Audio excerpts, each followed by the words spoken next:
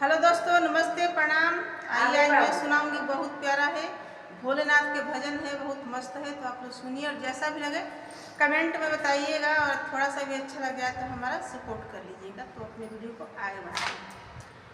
अरे भागल जाला भगवले जाला लियवले जाला है भोला जी, भागल जाला भगवले जाला लियवले जाला है भोला जी। अपने बैठे पूजा करेला जलवा के भेजे है भोला जी, अपने बैठे पूजा करेला जलवा के भेजे है भोला जी।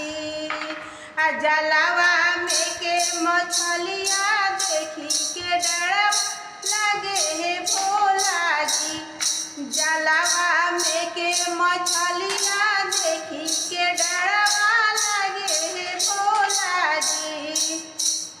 भागल जाला भगवले जाला लियवले जाला है भोला जी, भागल भगवले जाला लियवले जाला है भोला जी।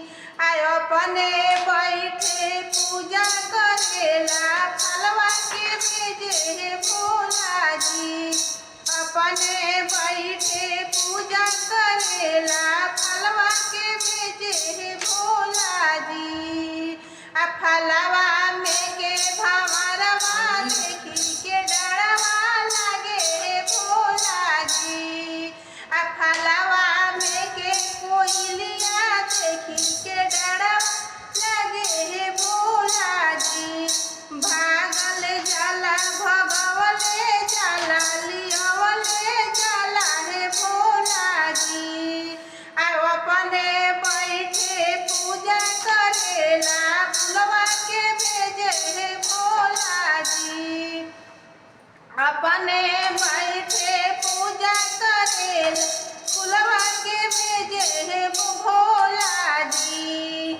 फुलवा में के भंवरवा देखी के डर लगे है भोला जी, फुलवा में के भंवरवा देखी के डरवा लगे है भोला जी। भागल जाला भगवले जाला लिया